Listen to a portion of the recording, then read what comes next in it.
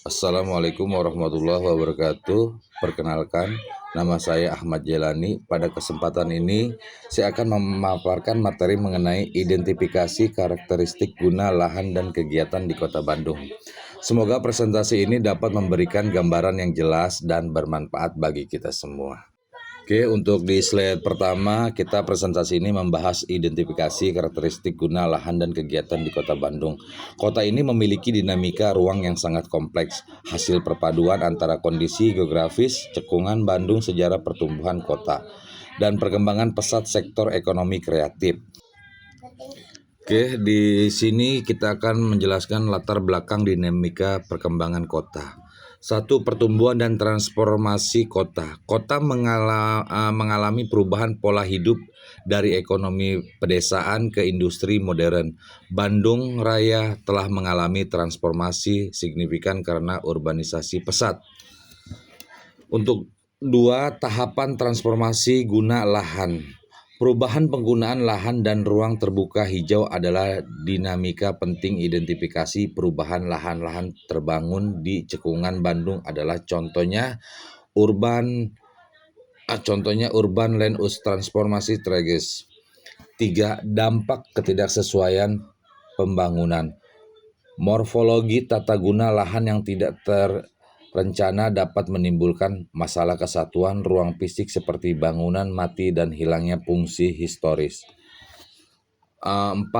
Peran identifikasi karakteristik guna lahan mengidentifikasi pola pembangunan dan perubahan lahan krusial untuk perencanaan kota. Analisis perubahan penggunaan lahan mendukung pengembangan yang terarah. Selanjutnya, permasalahan dan pentingnya identifikasi. Permasalahan pembangunan perkotaan. Kota Bandung menghadapi masalah akut seperti kemacetan, pengelolaan sampah, dan pembangunan cepat menjadi tantangan serius. Pembangunan tidak sesuai tata ruang.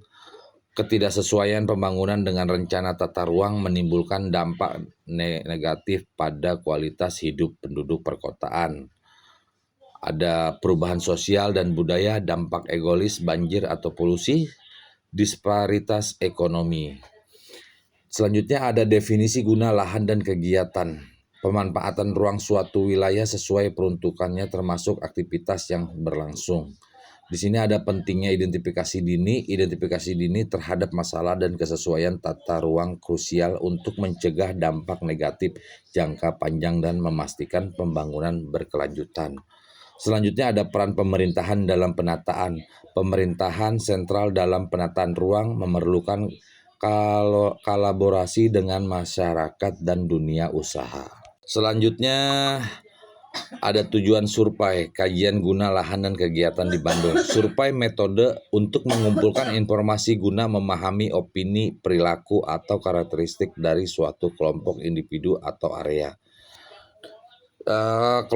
Survei ini dibagi menjadi 3. Yang pertama itu mengaji kesesuaian guna lahan dan kegiatan. Analisis spesial mengevaluasi pemanfaatan lahan saat ini dibandingkan alokasi termasuk kesesuaian untuk permukiman berkelanjutan di wilayah Bandung. Yang kedua, memahami sistem dan karakteristik guna lahan. Data statistik menganalisis jenis-jenis penggunaan lahan dan sistem pengelolaan sumber daya lokal di Kota Bandung. Selanjutnya di angka poin 3, mengidentifikasi variasi dan karakteristik kegiatan, perilaku dan dampak, melihat interaksi pengambilan keputusan, tren persepsi masyarakat, dan isu prioritas terkait penggunaan lahan. Selanjutnya ada karakteristik guna lahan, analisis perubahan lahan terbangun dan vegetasi di cekungan Bandung, identifikasi kebutuhan ruang terbuka hijau dan daya dukung lahan perkotaan untuk penataan ruang optimal, meliputi pemetaan penggunaan lahan.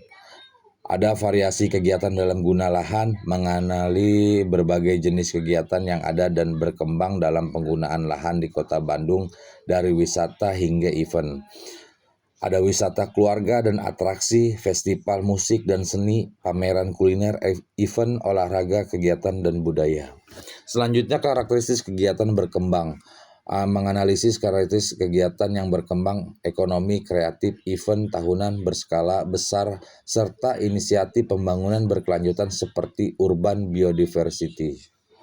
Selanjutnya ada keluaran dan lingkup kegiatan. Keluaran utama survei ada laporan hasil survei, siap pakai, dasar untuk proses perencanaan. Selanjutnya ada lokasi survei Kota Bandung meliputi 6 wilayah pengembangan, durasi kegiatan 1 semester.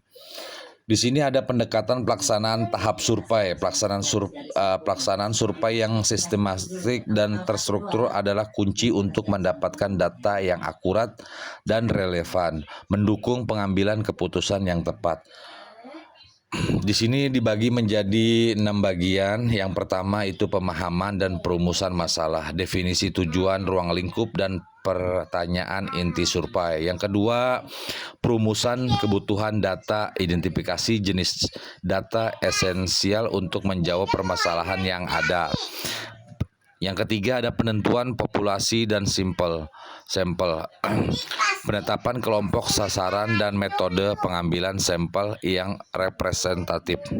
Yang keempat ada pemilihan dan penyusunan perangkat survei. Meliputi pengembangan instrumen seperti kuesioner atau paduan wawancara. Yang kelima, penentuan target area survei, identifikasi wilayah geografis atau demografis untuk pelaksanaan survei.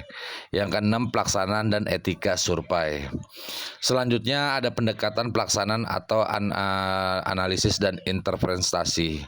Di sini pengelolaan dan penampilan data. Proses ini meliputi pengumpulan, pembersihan, transformasi, dan pemodalan data guna lahan untuk identifikasi pola dan tren.